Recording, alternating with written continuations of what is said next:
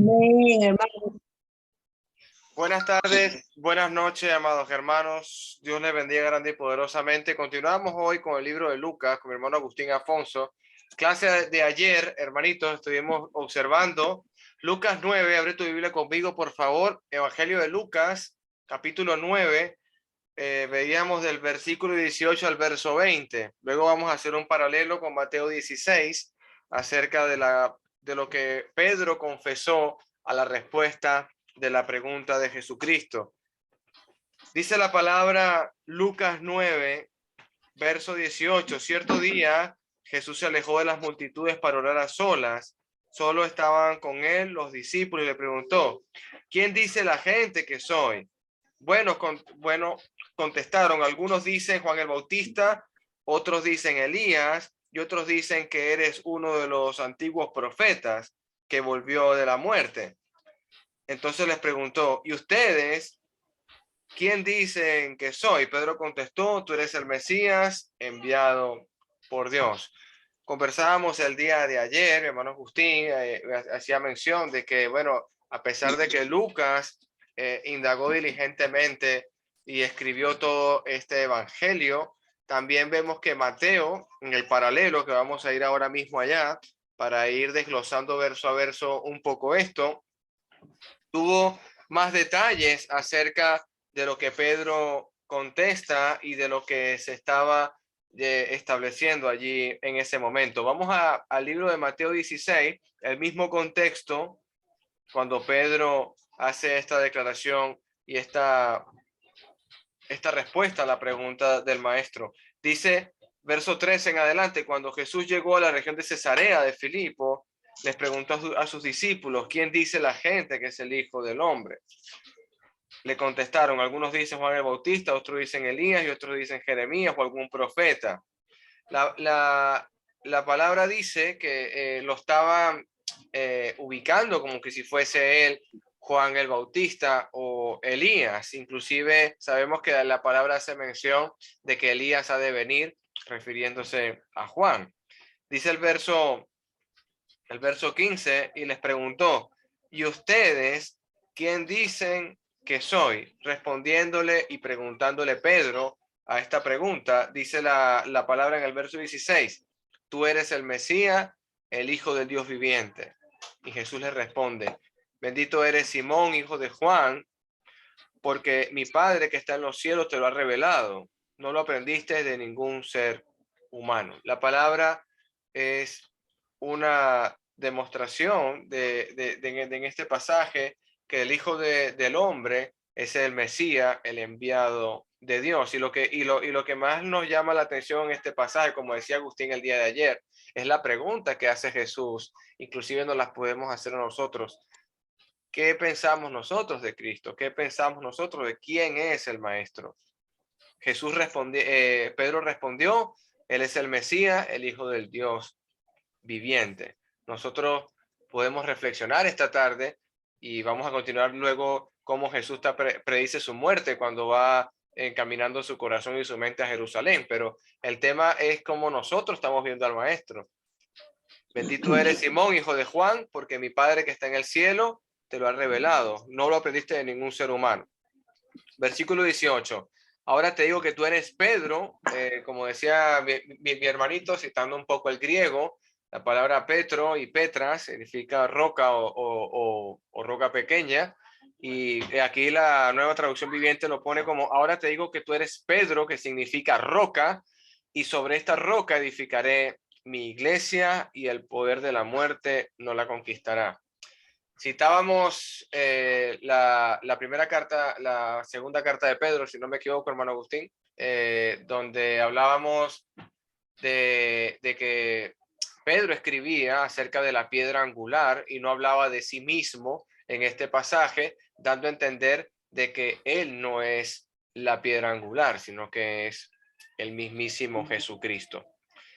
Dice la palabra, continuamos leyendo: y sobre esta roca edificaré mi iglesia. Esta es la primera vez que encontramos la palabra iglesia. Conversábamos que era también del griego eclesía, los llamados fuera, lo hemos estado revisando el día de ayer.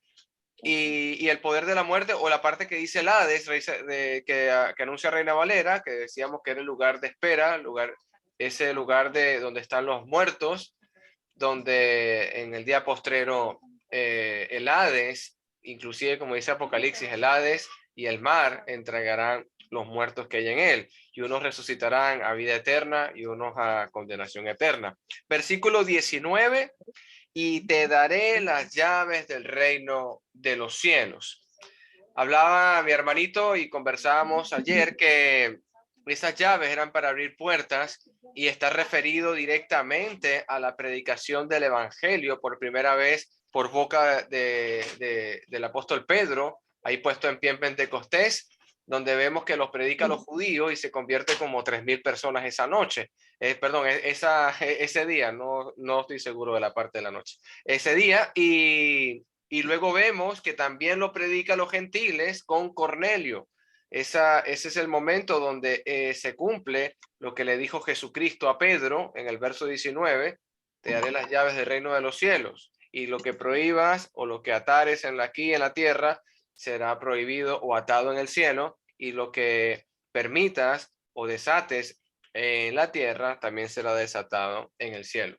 Hermano Roberto hacía un comentario muy importante acerca de este verso, de que solamente los apóstoles tenían esa facultad de hablar de doctrina porque estaban siendo inspirados por el Espíritu Santo de Dios. Son los únicos que pueden desatar o atar, como decía el apóstol Pablo, que le dijo a Timoteo, mencionábamos también, que guardara la doctrina, que guardara mi doctrina, decía el apóstol Pablo, siendo él inspirado por el Espíritu Santo. También vemos, haciendo un paralelo con Génesis, el libro de estudio de Génesis, que la justicia del hombre contra la justicia de Dios, como dice Romanos capítulo 10. Seguimos leyendo, versículo 20, luego les advirtió severamente a los discípulos que no le contaran a nadie que él era el Mesías. Dios les guarde, hermanitos. Comentarios, hermano Agustín, si quiere profundizar en algo más, si no, continuamos. No, quisiera, si alguien tiene alguna pregunta que hacer sobre ese texto que acaba de leer Alejandro, si tienen alguna duda o algo que agregar, algo que comentar, pueden hacerlo libremente, no tengan miedo, no tengan pena de hacerlo. Se aceptan cualquier tipo de comentario, no hay problema. Aquí estamos todos para aprender. Todos estamos aprendiendo, menos el hermano Roberto Miranda.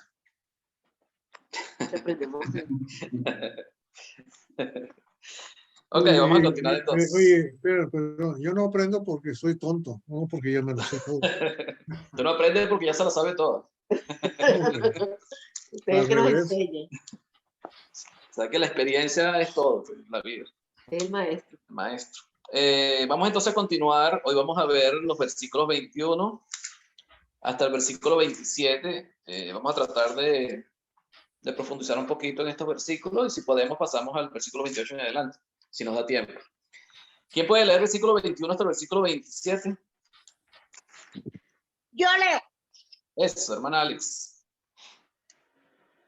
Pero Jesús anuncia su muerte, pero él les mandó que a nadie dijesen esto, encargándoselo rigurosamente y diciendo: es necesario que el Hijo del Hombre padezca muchas cosas y sea desechado por los ancianos, por los principales sacerdotes y por los escribas, y que sea muerto y resucite al tercer día.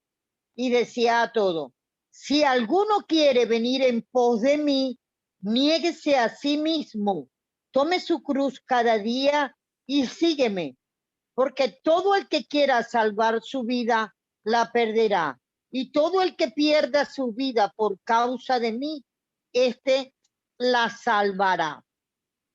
Pues, ¿qué aprovecha al hombre si gana todo en el mundo y se destruye o se pierde a sí mismo? Porque el que se avergonzare de mí y de mis palabras, de este se avergonzará el Hijo del Hombre cuando venga en su gloria y en la del Padre y de los santos ángeles. Pero os digo en verdad que hay algunos de los que están aquí que no gustarán la muerte hasta que vean el reino de Dios.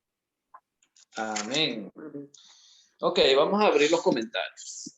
me gustaría que me dijeran o me comentaran qué es lo primero que encontramos aquí que les causa curiosidad. O sea, que les causa como curiosidad el por qué se dice de esta manera o por qué Jesús habla de esa manera.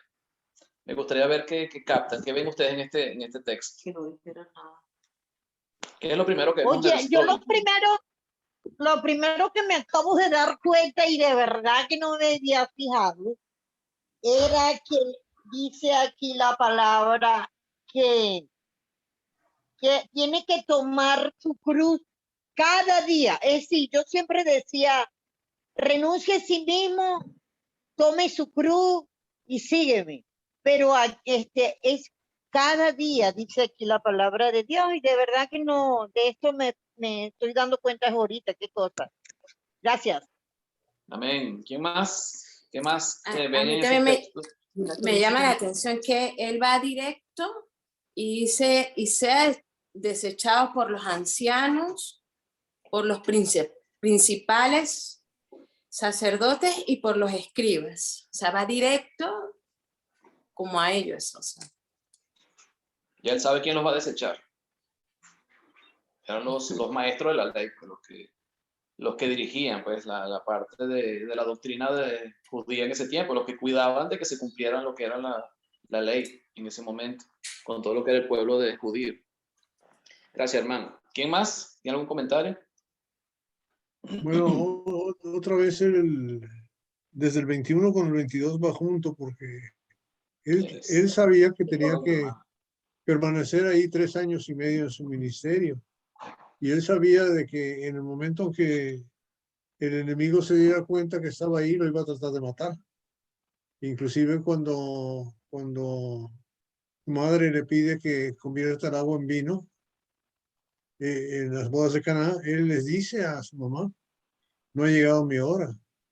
O sea, no quería que se diera cuenta la gente de que él era Cristo hasta que fuera el tiempo adecuado para que él pudiera cumplir su ministerio. 1. 2, la declaración absoluta, completa, de que él era el Hijo de Dios se iba a comprobar cuando él resucitara, según Romanos capítulo 1, versículos 4 y 5.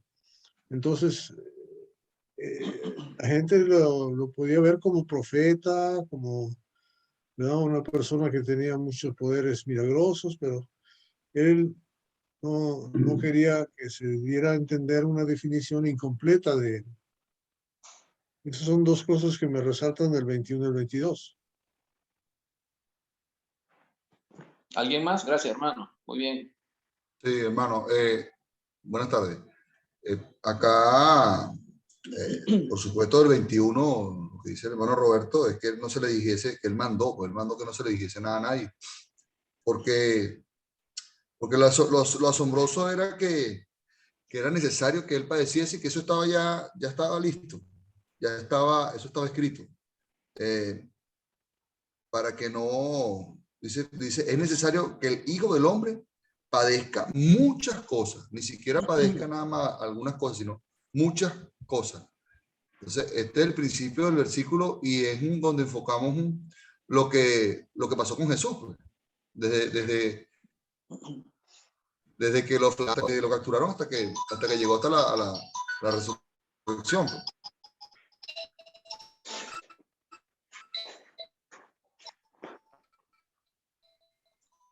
Gracias, hermano. ¿Alguien más tiene algún comentario sobre qué le llama la atención de este texto? Sí, leer?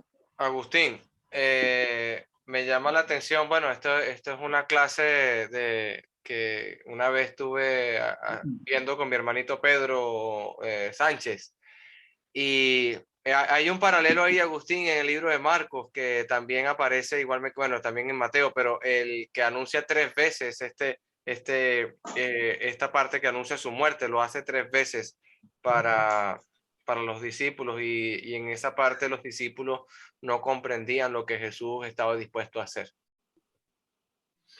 Sí, correcto, hermano. Bueno, no era fácil de comprender, no era sencillo. Fíjense que él en el 21, después que Pedro revela o que es revelado por Dios a Pedro de quién era él, cuando él hace la pregunta de quién creen ustedes que soy yo, la revelación de Dios hacia Pedro es que él es el Cristo, el Hijo del Dios viviente. Esa es la revelación. O sea, es Dios encarnado, es Dios con ellos, es Dios con nosotros, Emmanuel, como estaba profetizado. Pero él le pide, o le, como dice acá, le mandó, no solamente les mandó, se le dio una orden a ellos que a nadie dijese esto, encargándoselo diligentemente. O sea, él no quería que nadie supiera, o por lo menos que ellos no estuvieran informando a nadie de que Jesús era el Cristo, era el Mesías. Ahora, si el pueblo de Israel estaba esperando al Mesías, porque el pueblo de Israel estaba esperando al Mesías, eso era lo que ellos estaban esperando. ¿Por qué razón Jesús no quería que nadie lo supiera? Fíjense que los demonios sí lo sabían. Cuando vemos el demoniado gadareno, en el capítulo anterior, el capítulo 8, versículo 28, cuando Jesús se le presenta ante el endemoniado, dice que él lanzó un gran grito y postrándose a sus pies exclamó a gran voz: ¿qué tienes conmigo, Jesús, Hijo del Dios Altísimo? Él sabía quién era Jesús. Él sabía que era el Hijo de Dios, lo mismo que confesó Pedro. Tú eres el Cristo, el Hijo del Dios viviente. O sea, los demonios sabían quién era Jesús. Realmente tenían esa información. Pero Jesús no quería que nadie lo supiera y se los encargó rigurosamente. O sea, no se les ocurra decirle a nadie que yo soy el Cristo, que yo soy el Mesías que ellos están esperando. O sea, ellos no tenían que informar. Ahora, ¿por qué razón? ¿Cuál es el propósito de esto? O sea, ¿por qué Jesús no quería que nadie lo supiera? Si todo el mundo lo supiera, ¿qué hubiera pasado? Pues lo hubieran tenido como o por lo menos lo hubieran recibido como el rey, como lo hubieran levantado, lo hubieran tratado como él se merecía, pero al contrario. ¿Qué pasó cuando Jesús, fíjense lo que pasó cuando Jesús multiplicó los panes y los peces en el capítulo anterior? Cuando vimos, en el capítulo anterior no, en los versículos anteriores, cuando él alimentó 5,000 hombres y más la mujer y los niños. Aquí en en Lucas no lo dice, pero cuando nos vamos al Evangelio de Juan, capítulo 6, en el versículo 13 y 14, fíjese lo que sucedió. Versículo 13 y 14. Juan 6, 13 y 14. Recogieron pues y llenaron 12 cestas de pedazos de los 5 panes de cebada. No, perdón, el 14 y 15. Aquellos hombres, entonces, viendo la señal que Jesús había hecho, dijeron: este verdaderamente es el profeta que había de venir al mundo.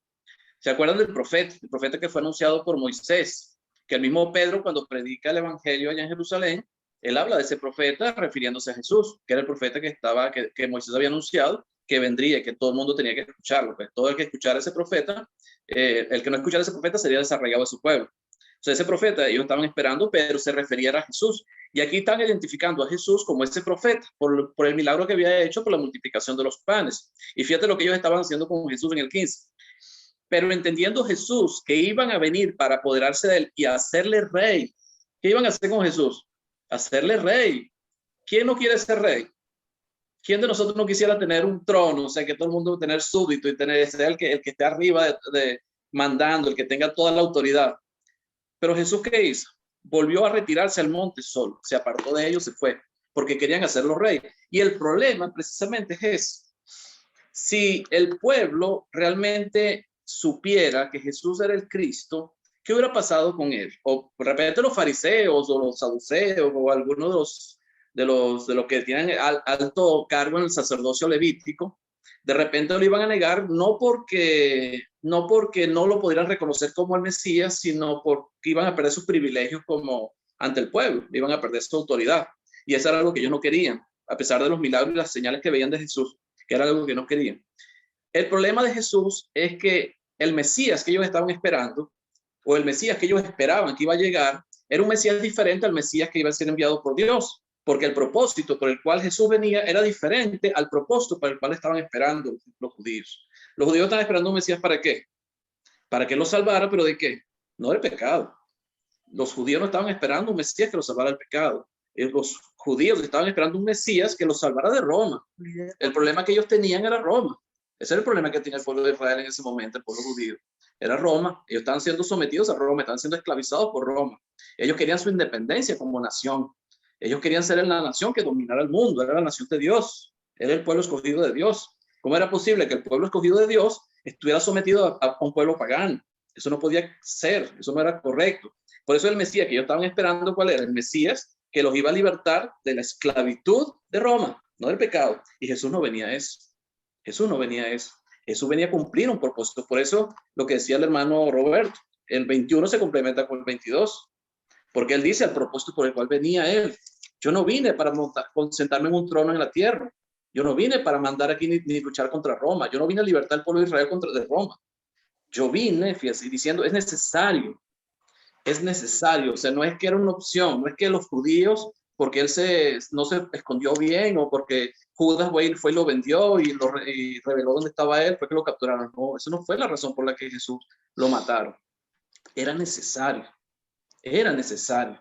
Por eso no podía revelarse como el Mesías. El Mesías era él. Él venía a cumplir un propósito y el propósito era el de Dios, no el que tenía en mente el pueblo de Israel. Y por tanto, él para cumplir ese propósito de Dios, él no tenía que dejar, no importaba si el pueblo de Israel lo reconocía o no lo reconocía como Mesías.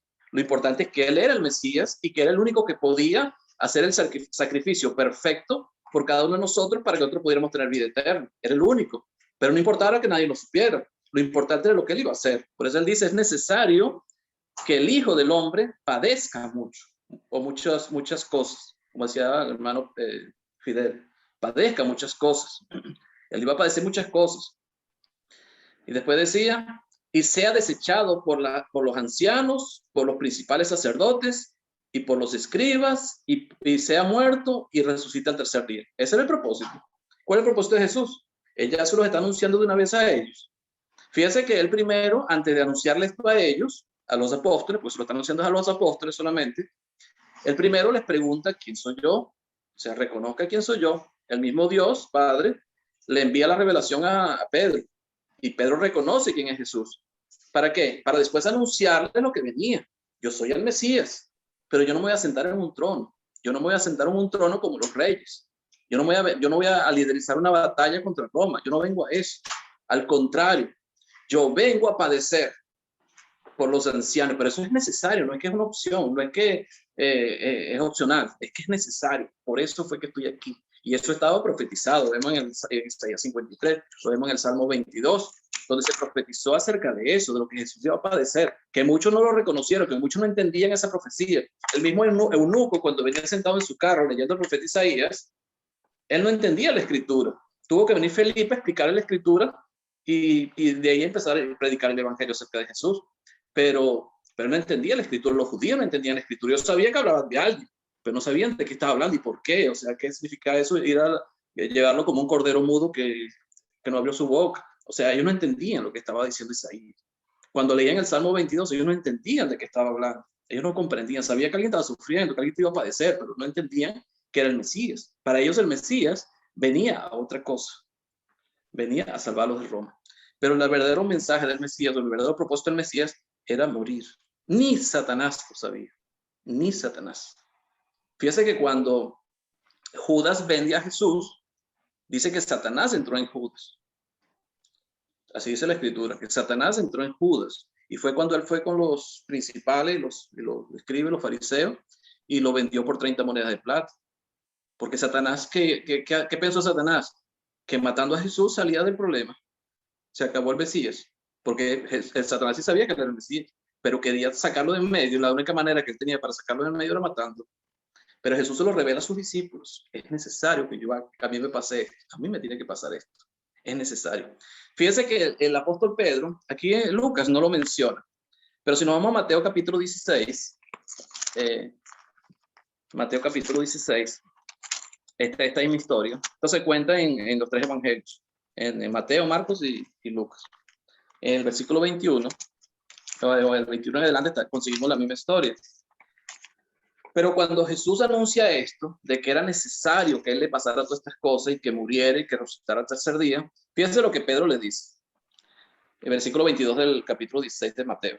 Entonces Pedro, tomándolo aparte, comenzó a reconvenirle diciendo: Señor, ten compasión de ti. En ninguna manera esto te acontezca. Fíjese, ya Pedro había recibido la revelación. Pedro sabía quién era Jesús. Le fue revelado por mi Padre. O sea, no te lo reveló carne ni sangre, sino mi Padre que está en los cielos. Ya Pedro sabía quién era Jesús.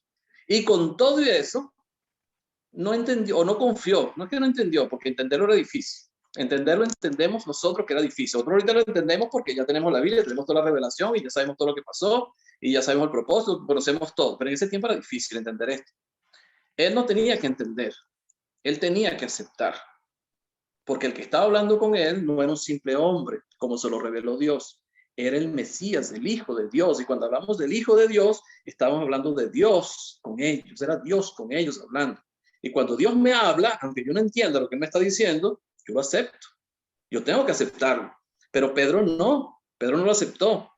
Pero dijo, Señor, que esto jamás te acontezca. Y era normal. O sea, si yo tengo mi Mesías, a mí Dios me revela que este es el Mesías, que es el Hijo de Dios, que es el que vino a salvarnos, y ahora me dice que tiene que padecer mucho por los ancianos, por los sacerdotes, que lo van a matar, pero que va a resucitar. Él dice, no, ¿cómo te va a pasar eso? Y entonces, ¿cómo nos vas a salvar? Era normal, o sea, la pregunta de Pedro era normal, pero él tenía que, a pesar de no entender lo que Jesús estaba diciendo, él tenía que aceptarlo, porque era el Hijo de Dios el que estaba hablando con él, no era cualquier persona. Fíjese lo que le dice Jesús.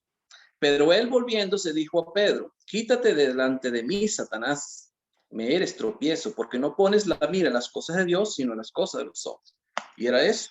El problema que estaba pasando con Pedro era que él estaba poniendo la mira en las cosas del mundo, según su propio entendimiento, no según el entendimiento de Dios, no según el propósito de Dios. No era espiritual.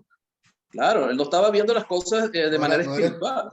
O sea, él no estaba poniendo su entendimiento en las cosas de Dios, sino las cosas de la tierra, las cosas del mundo, lo que él podía comprender. Lo que Pedro, y yo imagino que los demás apóstoles estaban en lo mismo, aunque no dijeron nada a lo mejor, pero estaban en lo mismo. O sea, yo estoy seguro que ninguno de ellos quería, bueno, no sé si Judas ya en ese momento ya tenía la intención de hacer lo que iba a hacer, pero yo creo que ninguno de ellos... Agustín, si vamos al principio, Agustín, si vamos al principio, ninguno de ellos vieron las cosas espirituales hasta que Jesús se le apareció. Porque de resto todo era carnal, todo era o sea, nunca vieron espiritualmente, sino después que Jesús resucitó y se les apareció. Sino, y todavía él dice, bienaventurado el que ha creído y no ha visto. ¿Por qué? Porque ellos veían todo era en la carne, todo no era espiritual. Y sabiendo y estando con Jesús. Es que ni siquiera cuando Jesús resucitó. Porque si nos vamos a Hechos capítulo 1, cuando Jesús ya se está despidiendo de ellos, porque ya él se lo estuvo apareciendo durante 40 días, ellos todavía le preguntan, Señor, ¿restaurarás el reino de Israel en este tiempo? O sea, todavía le preguntan eso. Jesús tenía mucha paciencia con ellos. O sea, ellos comprendieron realmente el propósito de Jesús fue cuando vino el Espíritu Santo sobre ellos. Por eso es que el mismo Jesús se lo había anunciado. Recordarán todas las cosas y sabrán todas las cosas cuando venga el Consolador. Es cuando ellos van a comprender todas las cosas. En su mente carnal no les cabía eso, no les cabía, no podían entender. Satanás no era de carne, Satanás era un ser espiritual y tampoco lo comprendía. Tampoco lo comprendió, por lo menos no lo vio. Piensa que el plan de Dios era tan perfecto que ni Satanás lo comprendió, ni Satanás pudo verlo.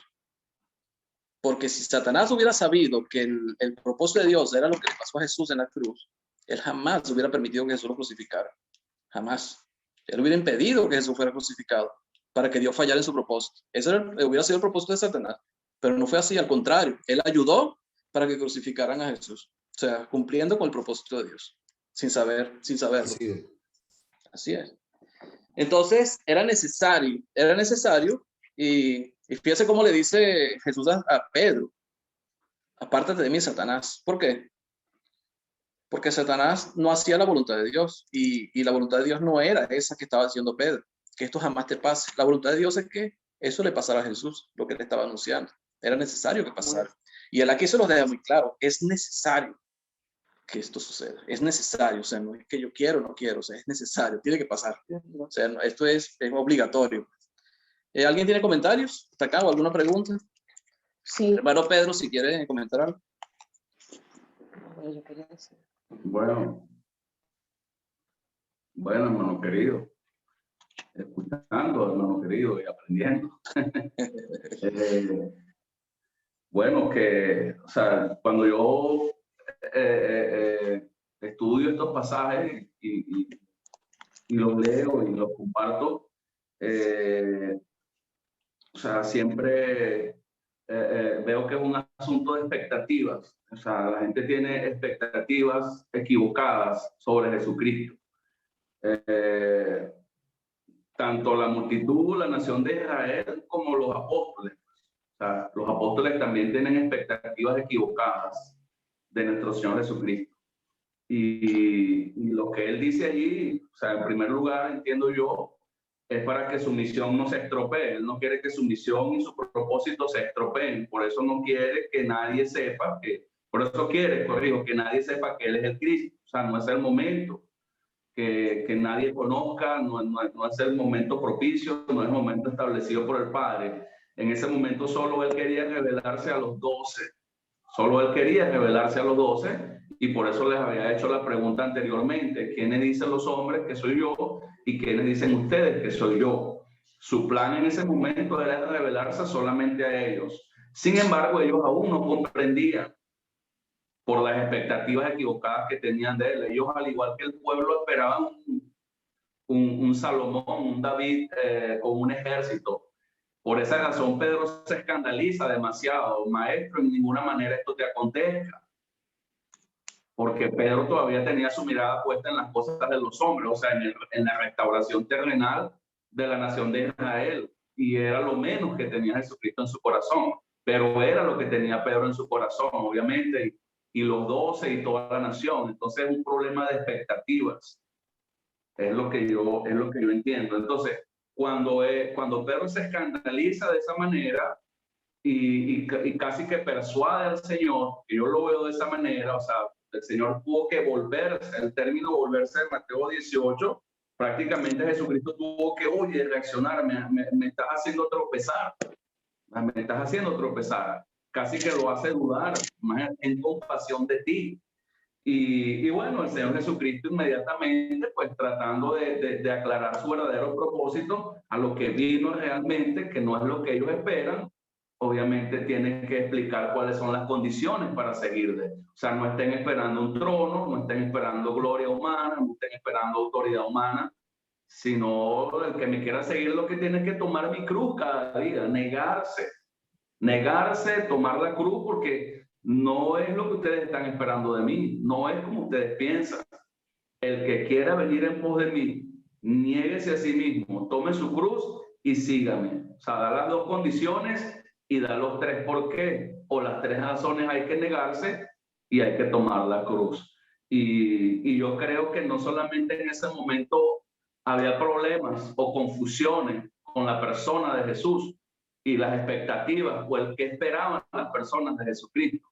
Yo creo que todavía hay un problema grande en eso, en la concepción correcta de Jesucristo, qué esperamos de Jesucristo y qué tenemos que hacer para poder seguir a Jesucristo. Eso solamente, hermano querido.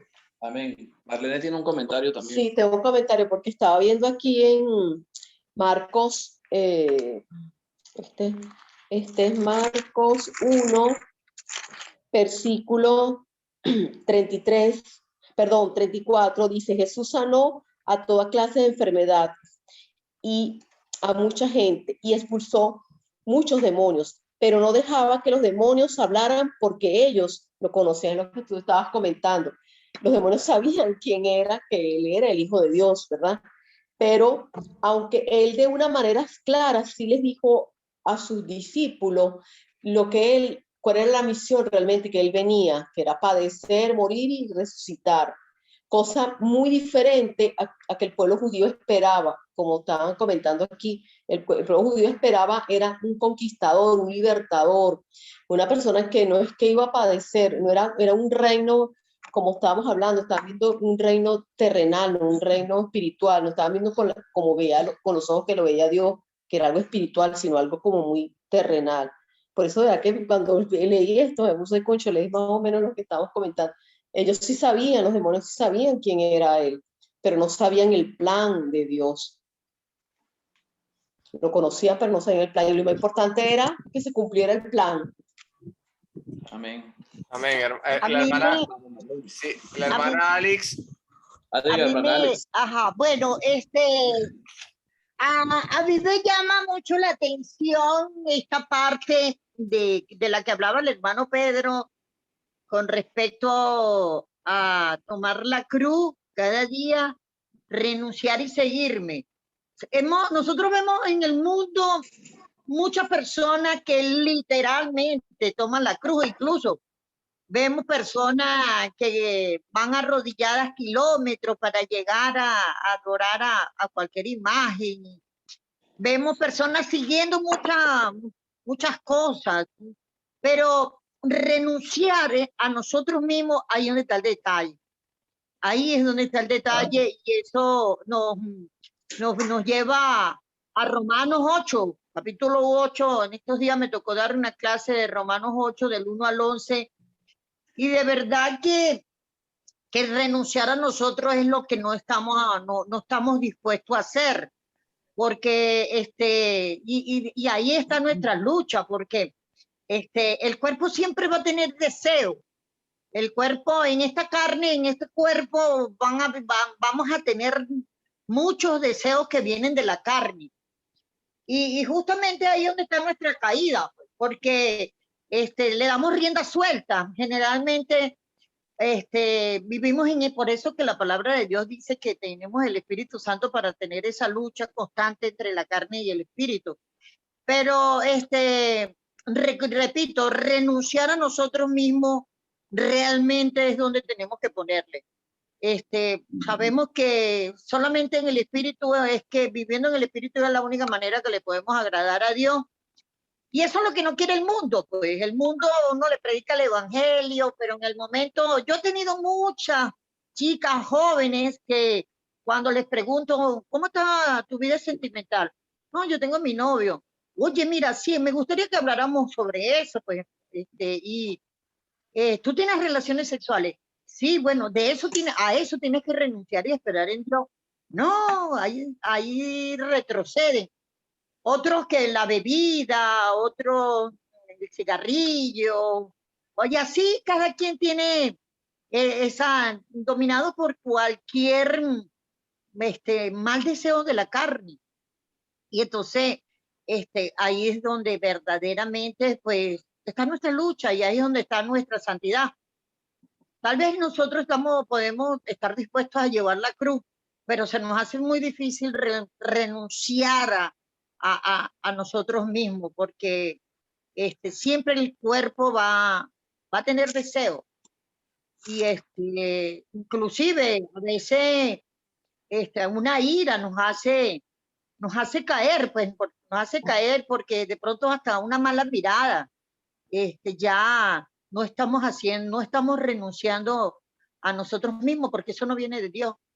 Pero sí vale la pena mantenerse en santidad, porque de verdad uno vive en paz, y esa paz no la vas a conseguir en ninguna parte cuando sabes que estás haciendo las cosas como a Dios le agrada. Gracias. Gracias, hermana. Dios me la bendiga. Bueno, querido, Dígame, hermano. yo veo que nuestro Señor Jesucristo está, o sea, ubicándolos, o sea, mire, si ustedes me están siguiendo, si ustedes vienen en pos de mí porque piensan o creen que yo restauraré el Israel terrenal y les daré a ustedes cierta posición, ciertos privilegios una vez que yo sea rey, si es eso lo que buscan, pues están equivocados. O sea, prácticamente yo vine a padecer, yo vine a sufrir, yo vine a pagar por el pecado, pues prácticamente es lo que él está diciendo. O sea, es necesario padecer y resucitar al tercer día. Y si quieren seguirme, si quieren venir en pos de mí, o sea, prácticamente tienen que hacer lo mismo que yo he venido a hacer, negarse y tomar la cruz cada día. O sea, es el contexto que yo veo acá, aclaratoria, ubicación, clarificar las expectativas. Y yo creo que ese problema sigue latente.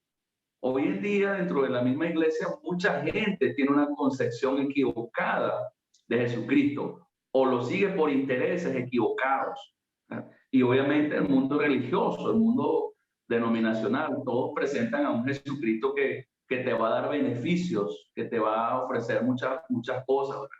Y este mensaje, pues, que se está predicando hoy, es un mensaje que no es desde el punto de vista como hablan, pues lo que les gustan las multitudes, las grandes cantidades de personas. Este es un mensaje que no es comercial, que no es atractivo, el mensaje de la cruz. Y pues bueno, por eso lo vemos en Juan. Como usted hace muchas referencias, Juan, hermano querido, que la gente después se empieza a ir. La gente se empieza a ir cuando las realidades del reino de Dios se les empiezan a aclarar y comienzan a calcular el punto. Solamente eso, hermano querido. Gracias, hermano. Fíjate que después que Pedro lo reconviene a Jesús, o le dice, no, que esto jamás te acontezca, Jesús le dice, mira, aparte de mí, Satanás, que pones las miradas en las cosas de la tierra y no en las cosas de Dios. Enseguida es cuando le dice este versículo 23.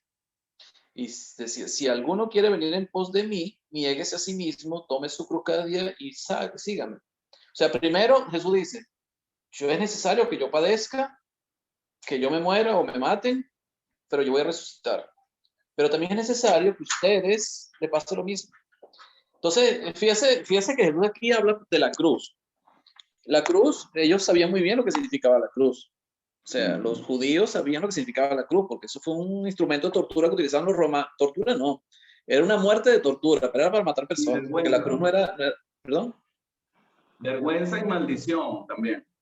Sí, exactamente. O sea, era un instrumento que perfeccionaron los romanos para matar personas de una manera lenta y torturosa, o sea, de manera dolorosa. Era lo que ellos inventaron. Fíjese lo que dice Gálatas en el capítulo 3, creo que lo conocemos bastante bien, ¿verdad? Gálatas capítulo 3, cuando el apóstol Pablo habla de la maldición de la ley, que Cristo nos redimió de la maldición de la ley. Versículo 13, dice así, Cristo nos redimió de la maldición de la ley, hecho por nosotros maldición, porque está escrito, maldito todo aquel que es colgado en madero. Y ese madero al que se está refiriendo la escritura es la cruz. En la cruz. Entonces todo el que colgaban o mataban en una cruz era maldito. ¿Por qué era maldito? Porque ahí supuestamente mataban a los peores delincuentes, porque era una muerte ejemplarizante, era una muerte para que los demás temieran y no hicieran lo mismo que hicieron esos que murieron de esa manera. Era para que el pueblo se portara bien, pues tuvieran temor de Roma, le tuvieran temor a los romanos. Mira lo que podemos hacer contigo si tú no haces lo que yo te digo o si te portas mal. Entonces era una muerte de maldición, porque ahí estaban las peores personas.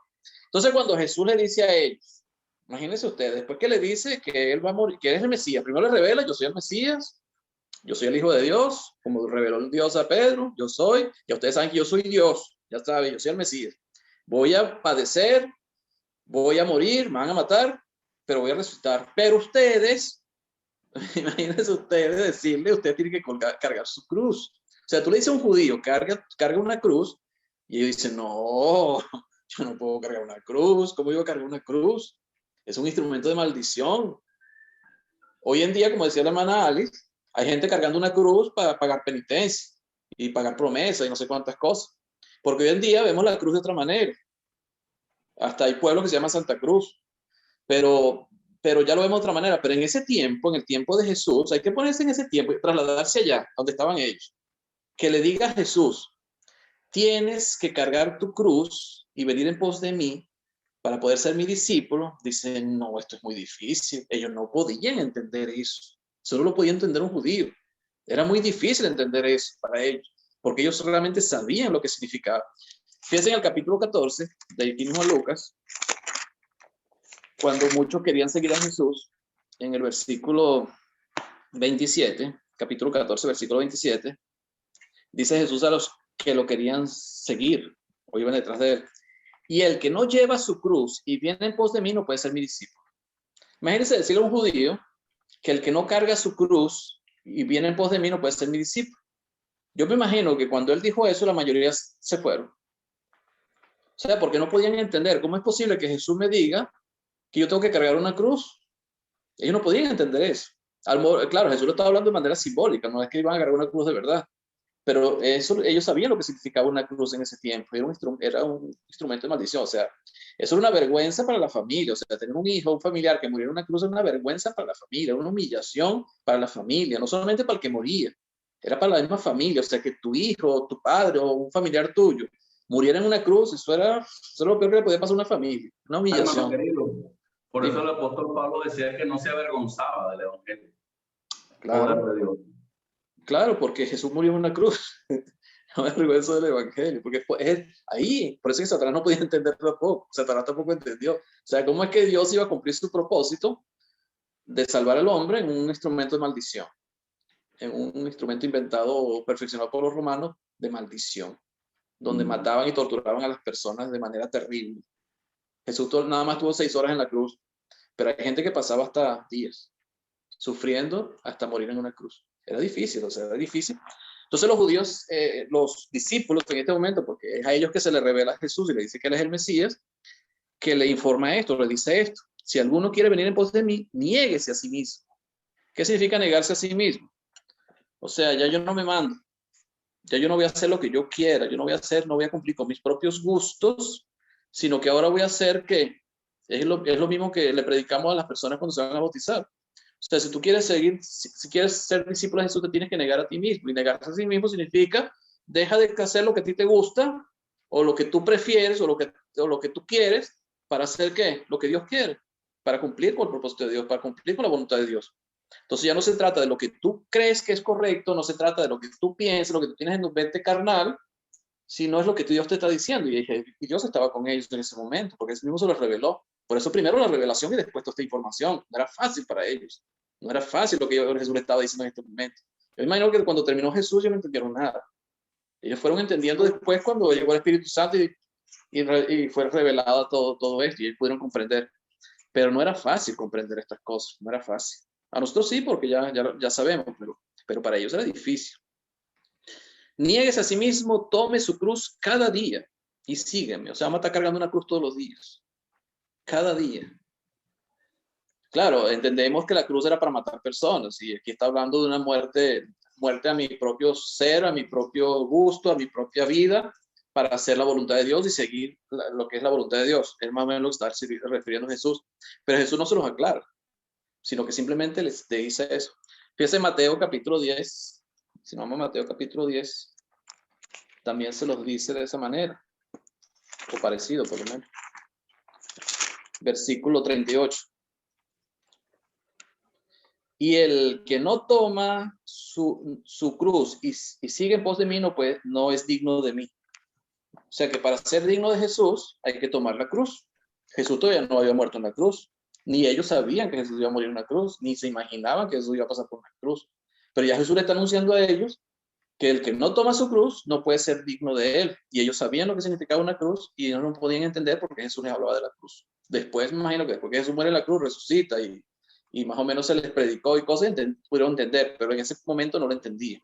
Pero ya nosotros sí entendemos que negarse a sí mismo es lo mismo que tomar la cruz, es morir a mí mismo para vivir para Dios. Ya yo muero en mí mismo, mi propio sentido, mis propias ideas, mis propios voluntad, para hacer la voluntad de Dios. Agustín, eso es lo que Dios requiere de nosotros. Dime, hermano.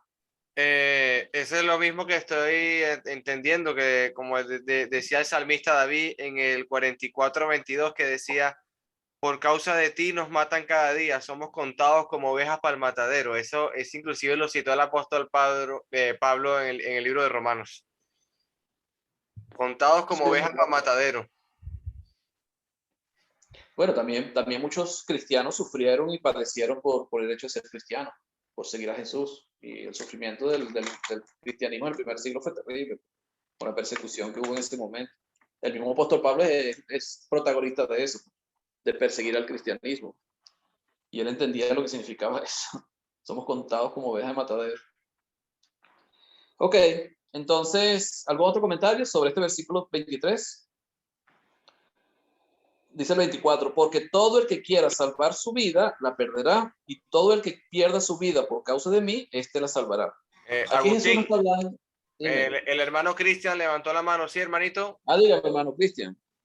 Ponga orden, varón. Saludos, hermano, Dios le bendiga.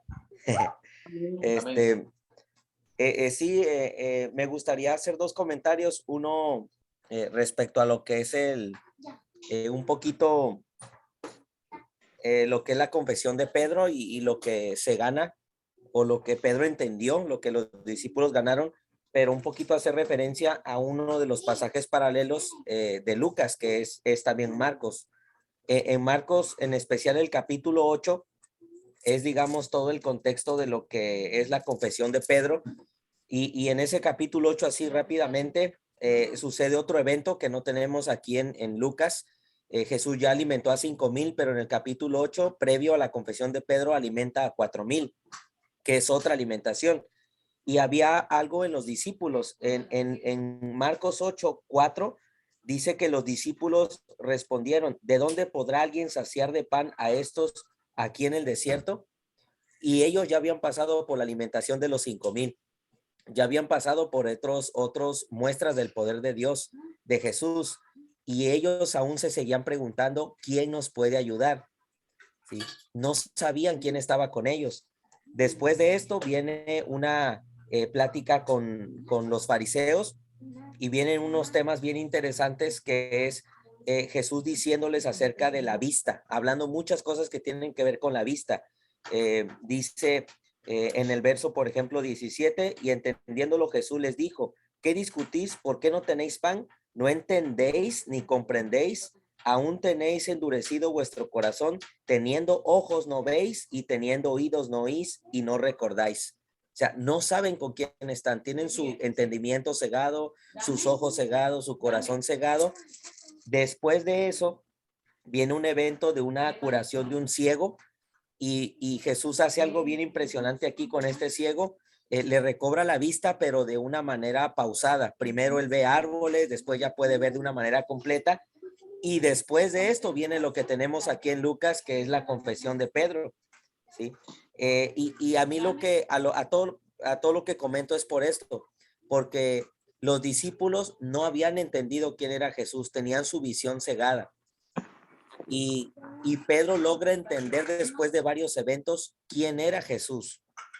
Ahora, ¿a qué quiero llegar con todo esto? A la parte en la que ustedes comentan ahorita, Lucas 9, 23 y 24. Si alguno quiere venir en pos de mí, para que nosotros queramos ir en pos de Jesús o seguir a Jesús, primero tenemos que saber quién es Él.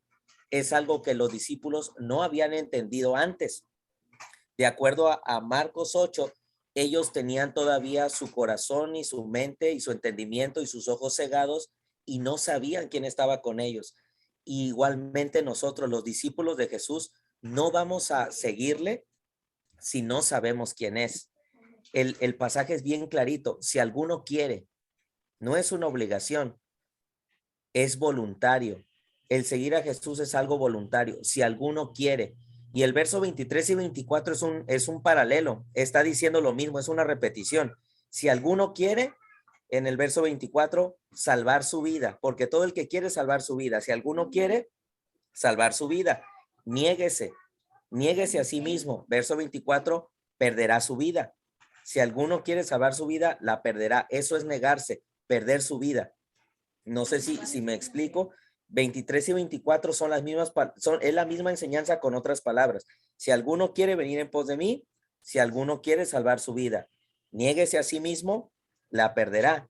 Y luego tome su cruz cada día. Y todo el que pierda su vida por causa de mí, verso 23, sígame. Verso 24, salvará su vida. Entonces, no puedo seguir a Jesús, no voy a poder negarme, no voy a poder perder mi vida para encontrar una nueva si yo no sé quién es Jesús, si yo no sé a quién estoy siguiendo. Entonces, creo que el primer paso y bien importante es ese.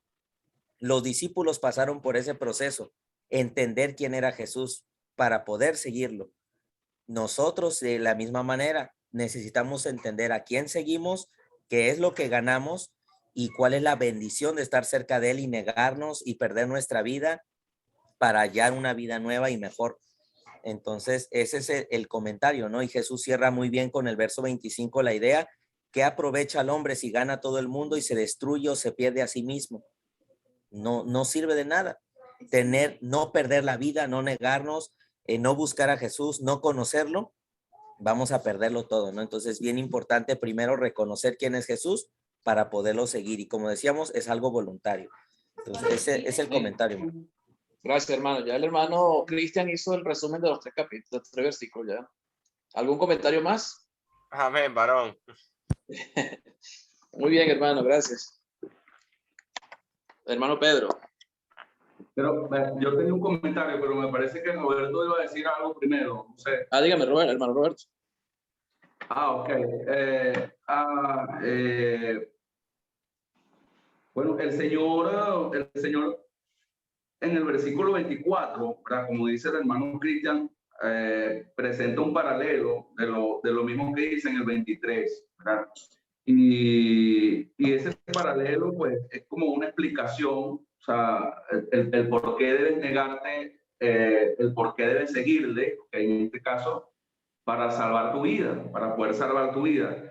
El versículo 25, él formula una pregunta, o sea, una pregunta con el fin de persuadirles, o sea, de que aprovecha el hombre si gana todo el mundo o se destruye o se pierde a sí mismo, o en el caso de Mateo, ¿qué recompensa puede dar el hombre por su alma? O sea, el hombre no puede comprar su salvación. La única manera de nosotros tener salvación es, según lo que hemos estudiado, conociendo bien a Jesús y siguiéndole, negándonos y muriendo a nuestro yo, ¿ok? Entonces, es lo que realmente vale la pena, dice Jesucristo según la pregunta que formula en el versículo 25. Y para terminarlos de persuadir a que lo sigan, utiliza el evento de su segunda venida en el versículo 26. Porque el que se avergonzare de mí, de mis palabras, de este se avergonzará el Hijo del Hombre cuando venga en su gloria. O sea, Jesucristo está utilizando o mencionando su segunda venida, o sea, está presentando motivos, tanto el paralelo del 24 como la pregunta del 25 en segundo lugar, y en tercer lugar el anuncio de su segunda venida, son motivos, razones o argumentos para persuadir a los apóstoles a negarse. Si vale la pena negarse, es necesario negarse, es necesario tomar la cruz para poder tener en este caso la salvación, ¿ok? Entonces eso debió haberlos motivado a ellos, a pesar de que no entendieron plenamente, a seguirle siguiendo. Solamente eso, hermano querido.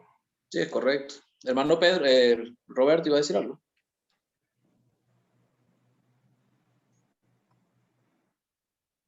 Micrófono, Roberto. ¿Qué micrófono apagado?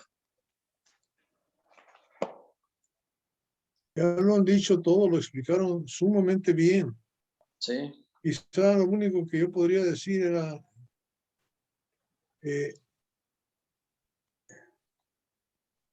cómo iban a entender los judíos tomar su cruz cada día. ¿Cómo lo vamos a entender nosotros? Tomar su cruz. Alex hizo el comentario. O sea, conocer a Jesús es... O sea, obviamente ellos no veían en ese momento que Jesús iba a morir en una dura cruz. Eso no lo sabían. Aunque él se los dijo 4 veces antes que tomara lugar. Lo vemos en el Evangelio de San Mateo. Que iba a ser crucificado, iba a resucitar. Pero decían muchas veces sería muerto. ¿Qué significado tan duro tenía la cruz? Lo único que yo puedo pensar es Deuteronomio 21, que dice que el que es muerto en una cruz o el que es colgado en una cruz es maldito. Y maldito tiene que tener un significado después de la vida. Porque ¿de qué diferencia hay si eres maldito o bendito cuando estás muerto? Si no hay vida eterna. O sea, son preguntas que me estoy haciendo y tratando de formular en mi mente. Pero como tengo una mente tan desorganizada y tan débil, quizás uno de ustedes me pueda explicar realmente qué quiere decir tome su cruz cada día. Porque eso solamente Lucas lo dice, ¿verdad? Creo que Marcos y Mateo nomás dicen tome su cruz. Pero aquí dice tome su cruz cada día. Tiene que tener un significado digamos, específico. ¿Cómo va uno a decir, bueno, me voy a considerar maldito todos los días? No creo que suena bien, ¿no? No creo que sea lo que Dios quiere que nosotros entendamos por eso. Yo creo que lo que ellos tenían que entender, los discípulos, es que la cruz era para matar personas, pues. O sea, la cruz representaba la muerte. Ellos tenían era una manera de morir, pero no físicamente. Era una manera de morir, como dice el versículo 24 y el versículo 25, ¿verdad? Que lo complementa, o el 23, que es negarse a sí mismo, es el que quiera salvar su vida la perderá, y el que quiera ganar su vida la salvará, o el que pierda su vida por causa de mí la salvará. Y entonces el 25, él nos explica a lo que se refiere. Dice, porque ¿qué aprovechará el hombre si gana todo el mundo y destruye o se pierde a sí mismo? Entonces, ¿qué aprovecha el hombre si gana todo el mundo? Entonces, ¿qué es negarse a sí mismo? ¿O qué es no negarse a sí mismo? No negarse a sí mismo es seguir en el mundo, haciendo las cosas del mundo y proveyendo para el mundo y tratando de vivir en el mundo y cada día mejor en el mundo y buscando del mundo y no buscando de Dios. Era lo que me imagino que significa esto. ¿Qué es negarse a sí mismo? ¿Qué es tomar su cruz? Cuando yo entiendo de que el mundo no es el que me va a salvar, no es el final, no es el mundo, yo tengo que olvidarme del mundo para seguir a Jesús. No significa que voy a dejar de hacer las cosas del mundo, pero sí tengo que tomar en cuenta lo que Jesús me dice, lo que Dios me dice, y tengo que tomar primeramente el camino de Dios antes que mis preferencias en el mundo o lo que el mundo me está ofreciendo. Pienso que es eso lo que está hablando Jesús. Claro, la cruz ellos entendían lo que significaba. Ellos entendían que eso era un instrumento de maldición. Entonces, maldito todos los días, como usted dice, se hace maldito todos los días. Yo pienso que claro, yo imagino que en ese momento no lo entendían y era difícil de entender, pero después lo comprendieron. Tenían que comprenderlo. El mismo Lucas, cuando escribe esto, imagino que ya comprendía esta escritura. Mateo, cuando lo escribió, ya comprendía. Marcos también me imagino que comprendía lo que estaba escribiendo. Ya tenían entendimiento porque ya tenían la revelación de Dios. Ya, por medio del caso de Mateo, que recibió el poder del Espíritu Santo, ya él comprendía la escritura y sabía lo que significaba esto. Pero en el momento, claro, como cuando la multitud lo estaba siguiendo, dice, bueno, el que quiera ser mi discípulo, tome su cruz y venga en pos de mí. Imagino que todo el mundo echó para atrás. O sea, porque no era fácil, pues. Eso que estaba diciendo Jesús no era fácil. Pero claro, él se identifica como Dios para que, no es que lo comprendan, pero por lo menos reciban el mensaje y acepten el mensaje, aunque no lo comprendan. Muchas veces no comprendemos el mensaje, pero si viene de parte de Dios tenemos que aceptarlo. Hay cosas que al amor no entendemos, pero si viene de parte de Dios tenemos que aceptarlo. Y Jesús primero se identifica como Dios ante ellos. Yo soy el Hijo de Dios, yo soy el Mesías. Y después les revela todas estas cosas que eran difíciles de entender, muy difíciles de entender para ellos y para nosotros también. Aunque ya tenemos la revelación, pero para cualquier persona era difícil de entender en ese momento, en ese siglo, pero donde estaban viviendo ellos. ¿Alguien más? Sí, contestarle al hermano Roberto. Tenemos aquí 5 hermanos que vamos a intervenir. Sí, ya le doy la palabra, hermanito Roberto. Te comento algo rápido, Agustín. Aquí me gusta esta versión porque dice abandonar mi propia manera de vivir para seguir la de Cristo. Me gusta mucho eso, imitar al maestro. Hermanito Cristian, luego Lisbeth y luego hermanito Pedro. Sí, hermano. Pues se me vienen 2 pasajes a la mente y este mismo y 2 pasajes más. Como decíamos hace rato y comentaba, creo que el hermano, estas frases 23, la explicación del 23 es el 24. Si alguno quiere venir en pos de mí, ¿qué significa venir en pos de Jesús? Ir en pos de Jesús significa salvar la vida. Negarse a sí mismo es perder nuestra vida, la vida que estamos llevando actualmente o la vida que se lleva en pecado. Tome su cruz cada día. La explicación de tomar su cruz cada día es todo el que pierda su vida por causa de mí. Eso es tomar la cruz, perder la vida por causa de Jesús. Y para explicar esto se me viene primero un pasaje a la mente que es Gálatas 2:20. Pablo lo explica muy bien. Con Cristo estoy juntamente crucificado, ya no vivo yo, Cristo vive en mí. Eso es tomar la cruz. Recordar cada día que cada día muero, cada día tengo esa cruz cargando, cada día muero, pero para vivir. No vivir en el mundo, sino vivir para Cristo. Entonces vivimos para Cristo. Pablo lo dijo también, para mí el vivir es Cristo, morir es ganancia. Entonces morimos en la carne para vivir en el Espíritu. También en mismo Gálatas también lo explica muy bien en el capítulo 5. Y esto en apariencia podríamos decir que es muy difícil, pero en Mateo 11:30 dice, porque mi yugo es fácil y ligera mi carga. Cuando nosotros poco a poco empezamos a morir, es difícil porque claro es que no estamos acostumbrados a un nuevo ritmo de vida espiritual, a reunirnos, a orar, a leer, a ser fieles, a dejar esa lucha constante que siempre tenemos. Siempre va a ser difícil al principio, pero conforme más vamos avanzando, nos damos cuenta que mi yugo es fácil y ligera mi carga, como Jesús lo dijo. Y la pregunta es, ¿por qué es fácil y ligero? Y la respuesta es porque no vamos solos en el camino. Dios está con nosotros, la iglesia, la familia, la escritura, el Espíritu Santo. Cristo está a nuestro lado, es nuestro abogado, nuestro consolador. Entonces, por eso es fácil y ligero. Al principio será difícil, es un sacrificio, es perder la vida en el mundo, mis deseos, mi pecaminosidad, negarme a mí mismo, estar crucificado con Cristo, morir para vivir.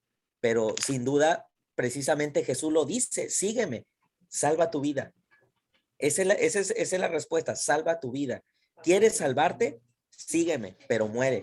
Muere como yo moriré y vive de nuevo. Yo te doy esa vida y entonces te salvarás. Es el mismo proceso que llevó Jesús, ¿no? Previo a la cruz, resucita, nosotros también resucitamos vida nueva, salvación, ¿no? Entonces, es lo que podría decir. Amén. Hermanita Lisbeth, luego hermanito Pedro y Roberto Miranda. Gracias. También quería agregar al comentario del hermano Cristian que dice allí en Mateo que cuando llevamos el yugo de nuestro Señor Jesús y vivimos como Él vivió, hallaremos descanso para vuestras almas. ¿Sí? Y hallaréis descanso para vuestras almas. Y quería leer unos versos. Dice en Filipenses capítulo 2, versículo 3, del 3 al 8, dice: nada hagáis por contienda o por vanagloria, antes bien con humildad, estimando cada uno a los demás como superiores a él mismo, no mirando cada uno por lo suyo propio, sino cada cual también por lo de los otros. Haya pues en vosotros este sentir que hubo también en Cristo Jesús, el cual, siendo en forma de Dios, no estimó el ser igual a Dios como cosa a que aferrarse, sino que se despojó a sí mismo, tomando forma de siervo, hecho semejante a los hombres, y estando en la condición de hombre, se humilló a sí mismo, haciéndose obediente hasta la muerte y muerte de cruz. Ese quería leer. También tiene que ver con el amor ágape, con el amor de los unos a los otros. Aparte de todo lo que ustedes han comentado, de la relación, ¿verdad? Con el segundo gran mandamiento, de amarnos, ¿no? Si hay algo que nos distingue del mundo, si hay algo que nos van a conocer como discípulos de nuestro Señor Jesucristo, es que nos amamos los unos a los otros y estimamos a los demás como superiores a nosotros mismos. Y eso es también negarse a sí mismo. Amén. Gracias. Amén. Gracias, hermanita. Hermanito Pedro Rodríguez, luego hermanito Roberto Miranda. Bueno, muy breve. O sea, el pasaje de Gálatas 2:20 que mencionó el hermano Cristian, y yo creo que responde mucho y sincroniza muy bien con estas palabras de nuestro Señor Jesucristo de tomar la cruz. Es un pasaje que personifica de manera perfecta el tomar la cruz cada día y seguirle, o sea, llegar a un punto de declarar eso, o sea, ya con Cristo estoy juntamente crucificado, ya yo no vivo, o sea, quien vive en mí es Él, y lo que ahora vivo en la carne, lo vivo en la fe del Hijo de Dios, o sea, llegar a ese punto de decir ya no existo, ya no soy el importante, quien existe, quien vive en mí, es Cristo, ¿verdad? En parte también el paralelo de Filipenses 2:11 que menciona la hermana Lisbeth, llegar a la estatura de la medida de la plenitud de Cristo, ¿verdad? Que menciona también Efesios 4:13, es llegar a estar crucificado juntamente con Él, darle paso a Él, que desaparezcamos nosotros, ya no vivo yo, sino vive Cristo en mí. Y eso es algo del día a día. O sea, eso es no solamente algo del día a día, sino a cada momento del día. Desde el inicio del día hasta la finalización del día es una lucha para que Cristo prevalezca y reine en nosotros, en cantidad de aspectos. O sea, no tendríamos el tiempo suficiente para poder describir y mencionar en todas las áreas que tiene que Jesucristo reinar y prevalecer en nuestra existencia, en decisiones, acciones, etcétera, etcétera, etcétera. Solo eso. Hermanito Roberto Etcétera. Miranda, etcétera. Etcétera, también. Tremendo. O sea, no hay duda o sea, que ya la explicación en el Nuevo Testamento de lo que la importancia de la cruz es tremenda, porque en la cruz fueron clavados nuestros pecados, ¿verdad? En la cruz fue clavada la ley antigua, el pacto, ¿verdad? O sea, el pecado fue condenado en la cruz. Nosotros morimos al pecado en el momento que nos bautizamos, porque eso está en una simulación de lo que Cristo pasó. Tenemos que entrar y recibir la gracia de Dios. A ver, capítulo 5, versículo 2 de Romanos, cuando somos bautizados, capítulo 6, versículos 2 y 3. Entonces, para el cristiano, para nosotros, sí es una explicación clara. Pero, o sea, pero mi pregunta es, como decían ustedes, el judío no podía entender esto. No podía entender porque no entendía todo lo que la cruz tiene que ver. La cruz es importantísima. El apóstol Pablo en 1 Corintios capítulo 2, ¿verdad? Dice que no se atreve a hablar de nada más que Jesucristo y el crucificado. Porque la importancia es tremenda, es tremenda. Eso es lo que nos hace verdaderamente cristianos. El entender ese punto tan crucial en toda la historia de la humanidad, que es la cruz de Cristo y lo que eso significa para cada uno de nosotros. Eso es lo que nos da vida. Es precisamente esa muerte de la cruz es la que nos da vida a nosotros. Que somos justificados ante Dios. Bueno, hay todo el Nuevo Testamento está en esa base. Podríamos hablar toda la tarde y la noche y por una eternidad de todo esto. Amén. Gracias y espero no haberles confundido. Sí. Hermano Cristian. Sí, hermano, disculpa, un último comentario. Estoy juntando todos los comentarios que no he hecho en todo este tiempo. Pero, y parte que los judíos no entendían todas estas palabras de la cruz y todo eso es precisamente, como decíamos hace rato, es porque no sabían quién era Jesús, tenían su entendimiento cegado. Entonces, si no sabes quién es Jesús, no vas a valorar la cruz de Jesús, el sacrificio de Jesús, el amor de Dios, o sea, no lo vas a entender porque no sabes quién es Jesús. Es lo mismo que a nosotros nos pasa cuando no estamos en Cristo, no entendemos el por qué aquellos se reúnen en ese tiempo, por qué están leyendo, por qué oran, por qué hacen todo eso, por qué lo hacen. Bueno, no, la gente del mundo no entiende porque no conoce a Jesús. Y me gustaría también mencionar que esto es fácil mientras más nos acercamos a Jesús. Tomar la cruz era fácil porque, por ejemplo, Gálatas 4:19 dice que Cristo tiene que ser formado en nosotros. Cristo formado en nosotros. Primera de Corintios 2:16, tenemos la mente de Cristo. Gálatas 3:27, somos revestidos de Cristo. Segunda de Corintios 4:10, Cristo se debe manifestar en nosotros. Esa es la evidencia de que ya hemos muerto, que ya tomamos la cruz, que ya fuimos crucificados, que ya vivimos. La evidencia va a ser que Cristo ha sido formado en nosotros, Gálatas 4:19, que tenemos la mente de Cristo, Primera de Corintios 2:16, que somos revestidos de Cristo, Gálatas 3:27, y que Cristo se manifieste en nuestra vida, Segunda de Corintios 4:10. Cuando logremos que todo esto suceda, entonces habremos muerto, estaremos crucificados con Cristo y ya no daremos lugar a nosotros, sino viviremos para el Señor. Es el comentario. Gracias. Amén, hermanito. Hermano Agustín.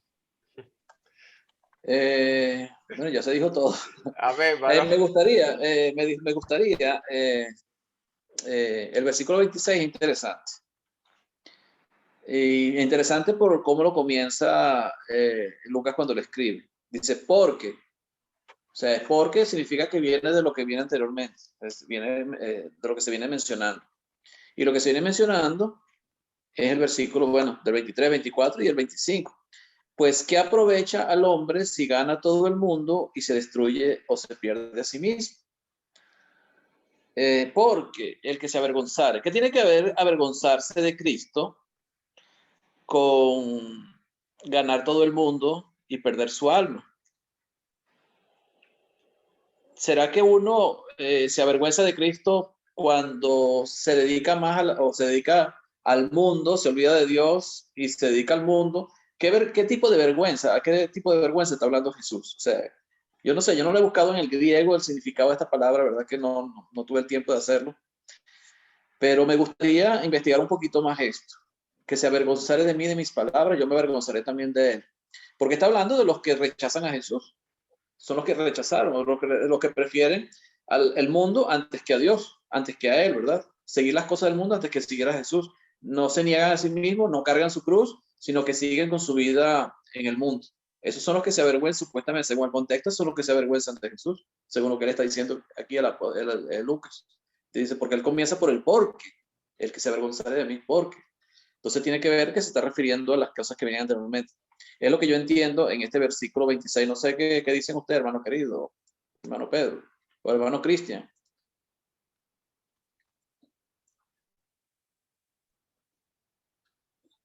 Bueno, yo entiendo ahí cuando dice que se avergonzare de mí, o sea, tiene que ver con el propósito de lo que él vino, tal cual como lo hemos explicado, ya lo ha explicado ampliamente, hermano querido, sobre lo que significaba la cruz. La cruz era algo vergonzoso, la cruz era algo que era humillante, era algo repudiado, era maldición, pues ya lo he explicado muy bien. Entonces, mucha gente no podía procesar el mensaje de Jesús, no podía entender el mensaje de Jesús, cómo Dios, siendo hombre, iba a morir de una manera tan humillante. Por eso dice el apóstol Pablo que para los gentiles era una locura el mensaje de la cruz, el evangelio, y para los judíos era un tropiezo tremendo. O sea, y bueno, Jesucristo se anticipó. Jesucristo sabía que sus seguidores probablemente podían llegar a sentir vergüenza de él. Y más en este momento en el cual lo dice, porque prácticamente está revelando sus intenciones, viene a decir que no viene a reinar terrenalmente, sino que necesita ir a padecer, a morir, a sufrir y a resucitar al tercer día. Y pues si ustedes me quieren seguir, pues tienen que hacer exactamente lo mismo y no deben sentir vergüenza o no deben avergonzarse. Por eso el apóstol Pablo en Roma, cuando predica el evangelio en Roma, cuando lanza la carta para allá, él dice en el 16 lo que ya todos sabemos: no me avergüenzo del evangelio, porque era una vergüenza, era algo vergonzoso. En la mente griega, gentil, era algo escandalizante, o sea, algo que no podía ser. O lo que pasa es que nosotros hoy en día la cruz es un motivo de orgullo, ¿me entiendes? Hoy la gente carga una cruz en su pecho o en su carro, pero antes la cruz no era vista de esa manera, era motivo de vergüenza.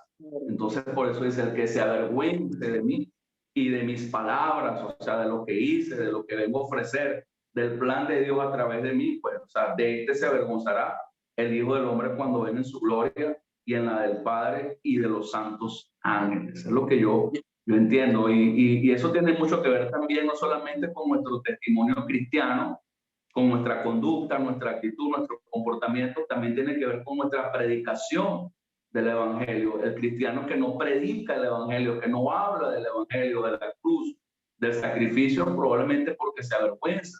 También podríamos verlo en ese lado. Pues es como yo lo entiendo. Era como el apóstol Pablo a los romanos, a los gálatas. O sea, con Cristo estoy juntamente crucificado. O sea, al decir eso, que yo estoy juntamente crucificado con Cristo, en ese tiempo no era fácil de digerir para ellos. O sea, no tener vergüenza de decir eso: yo estoy juntamente crucificado con Cristo. O sea, mi Señor fue muerto en una cruz y yo también con Él. O sea, era el tener esa convicción completa y no avergonzarse de decir eso, que es lo que hacía el apóstol Pablo. Pues.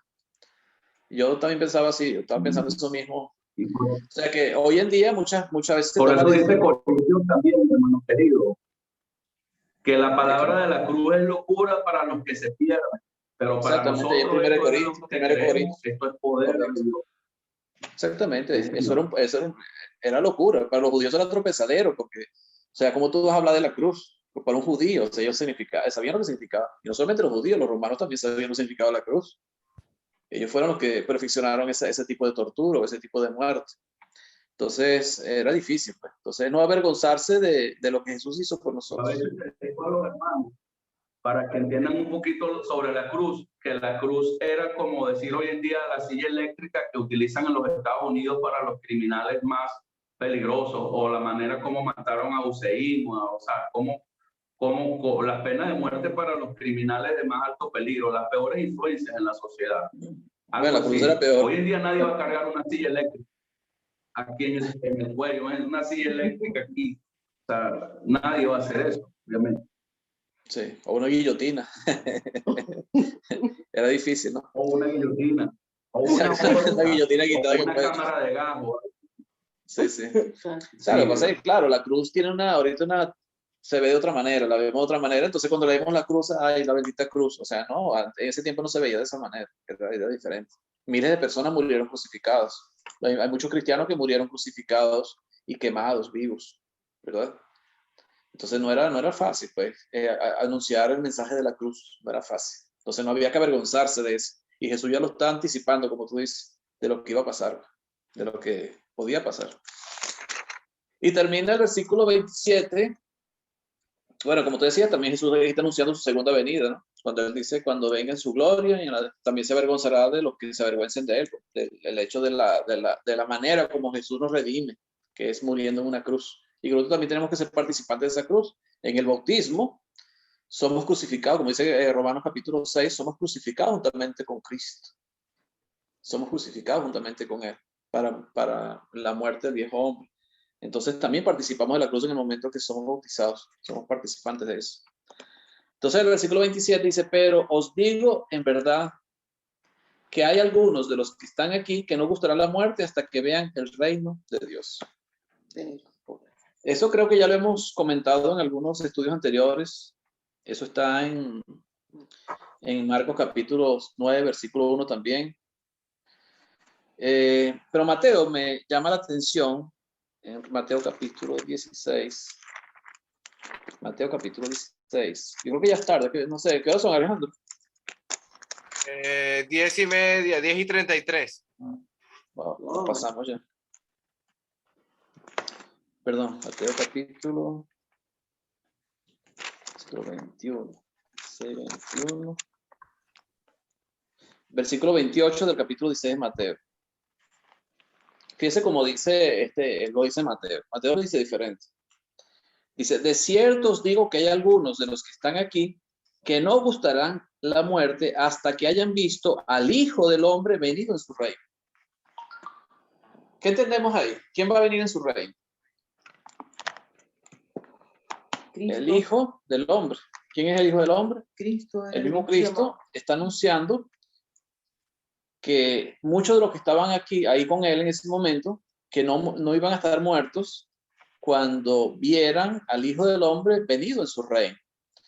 Muchos dicen o hablan de que es la segunda venida de Jesús, pero aquí Jesús no se está refiriendo a su segunda venida. Aquí está refiriendo a la llegada de lo que ellos venían anunciando, que era que el reino de Dios se había acercado. Eso es lo que venía anunciando Jesús, los 70, los 12, cuando salieron a predicar, Juan el Bautista. Ellos anunciaban que el reino de Dios se había acercado. Y Jesús aquí le está profetizando de que muchos de los que estaban ahí iban a estar vivos todavía cuando vieran al reino de Dios. Bueno, Marcos lo dice venido con poder. Marcos capítulo, vamos a ver con Marcos capítulo 9. Marcos 9:1. 9:1. También les dijo, de cierto os digo que hay algunos de los que están aquí que no gustarán la muerte hasta que hayan visto el reino de Dios venido con poder. La cuestión es que Mateo menciona que el Hijo del Hombre vendría en su reino. Y muchos de los que estaban ahí iban a estar vivos. O sea, que Jesucristo iba a venir en su reino. Eso es lo que se da a entender en Mateo. Ahora, ¿cómo podemos entender esto? ¿Qué creen ustedes? ¿Vino Jesús junto con la iglesia? Porque el Hechos reino de Dios, 2. tenemos claro de que es el establecimiento de la iglesia, ¿no? Cuando la iglesia nació allá en Jerusalén, el día de Pentecostés.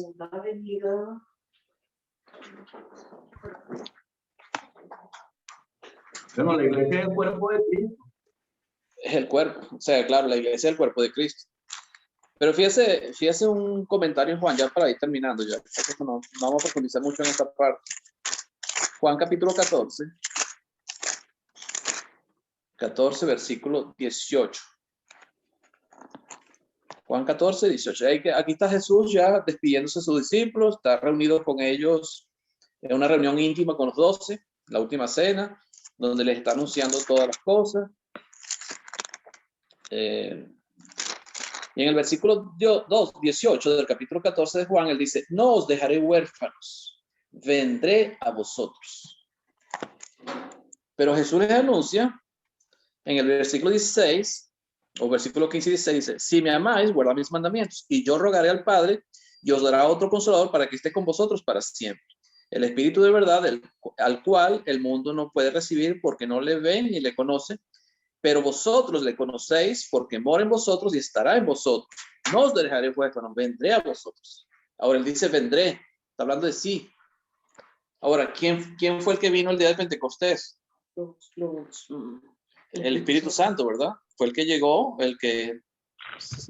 llegó y bautizó a los hermanos en fuego y en espíritu fuego, pues.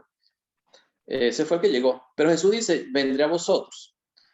O sea, yo imagino que se está refiriendo a la deidad que llegó en ese momento, que él también era parte de la deidad, que era la segunda persona de la deidad. Y también estaba llegando. O sea, que el hecho de que el Espíritu Santo haya llegado, significa que Jesús también estuvo ahí y Dios estuvo ahí con ellos. Fíjense, más adelante, aquí mismo capítulo 14, dice en cualquier cosa, se me perdió el versículo. Dice, haremos morada con ustedes. No me acuerdo en qué versículo está. Ya no recuerdo ahorita el versículo.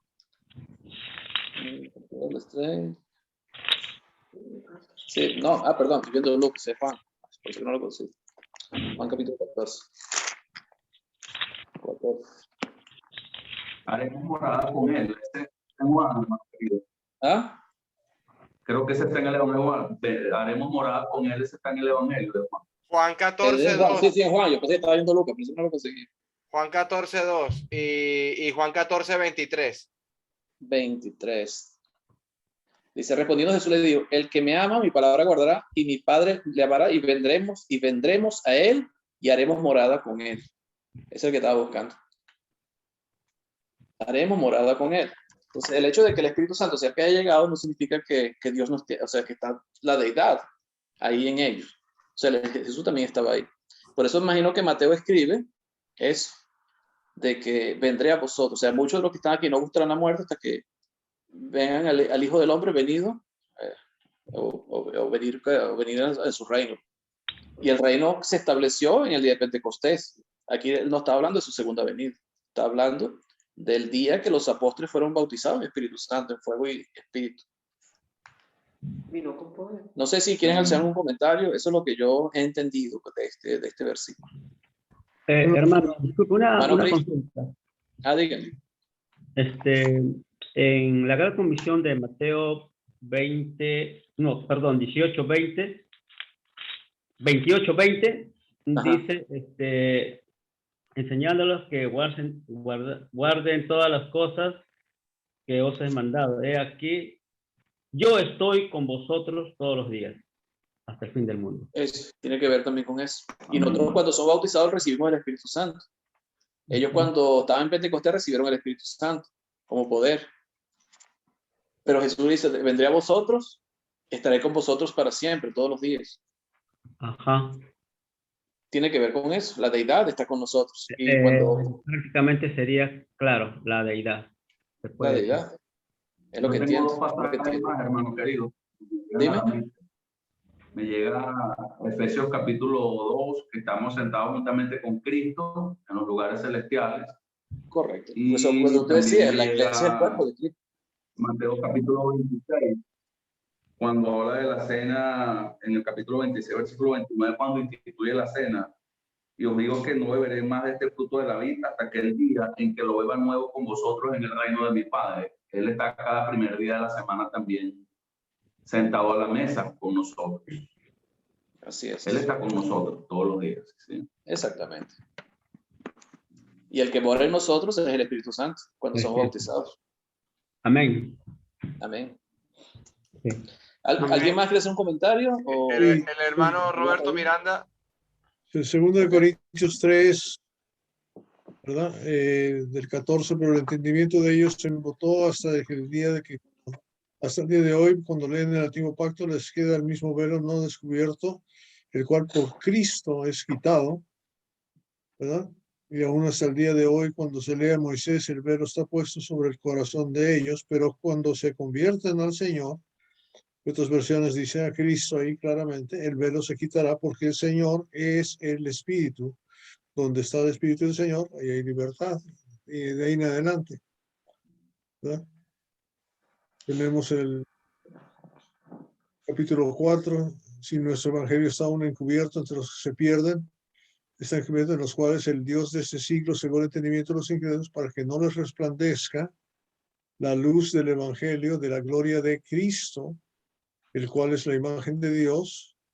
Y luego esa gloria de Cristo, ese evangelio, en la faz de Jesucristo, está en vasos de barro, versículo 7, ¿verdad? Para que la excelencia del poder sea de Dios y de nosotros. O sea, aquí está el Cristo.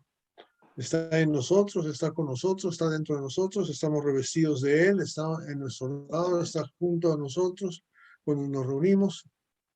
Aquí está. Por todos lados. No hay vuelta de hoja. Como dice Gálatas, el que ha sido bautizado ha sido revestido de Cristo. Así es. Amén, hermanito. ¿Algo más que añadir, hermano Agustín? No, ya está bueno por hoy. Creo que si tienen alguna pregunta,